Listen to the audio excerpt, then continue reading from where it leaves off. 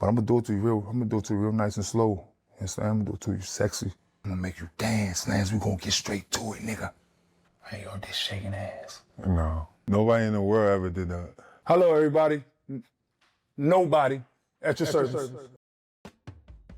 They called him a bust. They laughed at his pain, but behind every headline was just a man trying to survive. He's one of the most naturally gifted scorers who never reached his full potential. Not because he wasn't good enough, but because the world around him never gave him a chance to grow. This is the story of Michael Beasley. Michael Beasley was born on January 9th, 1989, in Cheverly, Maryland, and grew up in the tough streets of Prince George's County. From the very beginning, Beasley showed signs of being different. On the AAU circuit, he became a national name playing alongside Kevin Durant for the DC Assault. While KD was considered the quiet and driven one, Beasley was the unfiltered, instinctual scorer who made everything look easy. By the time he entered Kansas State in 2007, Beasley was already a legend in high school. His single college season, he averaged 26 points and 12 rebounds per game, and he broke multiple NCAA freshman records and led the Wildcats to their first NCAA tournament win in 20 years. Beasley was an unguardable 6'9" lefty with guard skills kinda similar to KD, with an elite touch around the basket and a face-up game that resembled Carmelo Anthony's. Scouts saw a franchise scorer, a future all-star. He declared for the NBA draft just after one season, and in 2008 the Miami Heat selected him with second overall, right behind Derrick Rose. From the moment he arrived in Miami, the spotlight was on him, but it wasn't just about his game. Questions about Beasley's maturity began early, due to a pre-draft incident at the NBA Rookie Transition Program, where he and Mario Chalmers were caught with women in their hotel room, violating program rules and the room smelled of marijuana. Beasley initially avoided discipline, but was later fined $50,000 for not cooperating with the NBA's investigation and about lying being there. His rookie year, Beasley put up 14 points and 5 rebounds off the bench. Before number 2 pick, the expectations were sky high. Dwayne Wade was still a superstar, but they needed a second option. Beasley was supposed to be that. However, the fit never worked. Beasley's style clashed with coach Eric Spoelstra's system. He showed flashes of greatness with random dominant stretches, but he wasn't consistent. On the court, he seen him serve his role, while off it, he was still navigating adulthood, fame, and criticism with very little support. In 2010, when LeBron James and Chris Bosh joined the Heat, Beasley was traded to Minnesota Timberwolves. His exit was quiet and overshadowed by the beginning of Miami's Big Three era. Ironically, it was in Minnesota where Beasley played the best basketball of his NBA career. During the 2010 to 2011 season, he averaged 19 points per game, and he looked like the offensive weapon scouts have envisioned. His scoring was smooth and almost effortless. There were nights where he looked like a top 10 player, but again, consistency was the issue.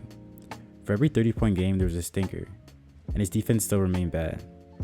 His shot selection could be strange, but most importantly, Beasley was still struggling off the court. He was cited for marijuana possession in 2011, and his name began to carry a certain stigma, a talented player who couldn't get out of his own way. But even then, those close to him argued that Beasley was misunderstood. He was dealing with depression, loss, and a lack of structure, and instead of being supported, he was being judged. Over the next decade, Beasley returned to Miami in 2013, then played stints with the Phoenix Suns, Houston Rockets, Milwaukee Bucks, New York Knicks, and then the Lakers. He was never bad. In fact, he was often effective. In New York, he averaged 13.2 points per game. He still had that scoring touch. He just didn't have the trust of an organization to give him a consistent role.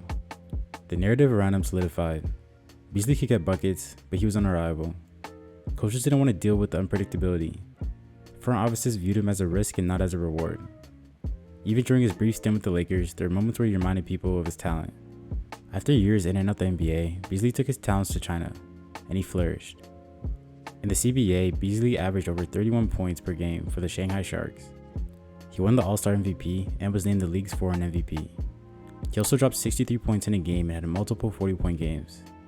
In China, he wasn't just a player, he was a superstar. He was embraced and celebrated, and most importantly, he was in control. The game was fun again, and he proved undeniably that he could still play at a high level. It wasn't just China either. He had brief runs in Puerto Rico and other leagues where he continued to dominate. No matter where he went, he got buckets regardless.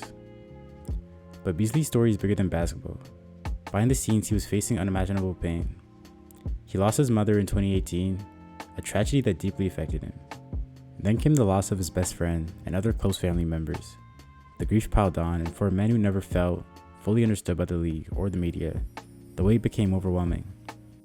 In recent years, Beasley has opened up about his mental health battles, In a raw interview on the Pivot podcast, he spoke about his pain, his loneliness, and how the world viewed him as a joke. "I just want someone to care," he said. "Everyone laughs and jokes, but I'm the only one who's me."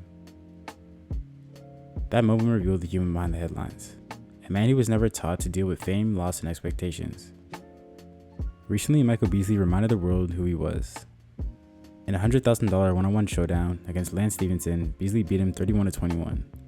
A lot of the footage went viral, I'm sure you guys seen. Fans called for his return. In my opinion, it was a mismatch from the start because he's a 6'9" lanky scorer, but congrats to Beasley on winning the money. Anyways, Beasley will be remembered as one of the most pure scorers in basketball, highly respected by many NBA players, and although not a star player, he'll be loved for being one of the most unique players the NBA has ever seen. Last thing, it's Men's Mental Health Month, so just check in with your guys and with the family. That's all. Forever 94, subscribe.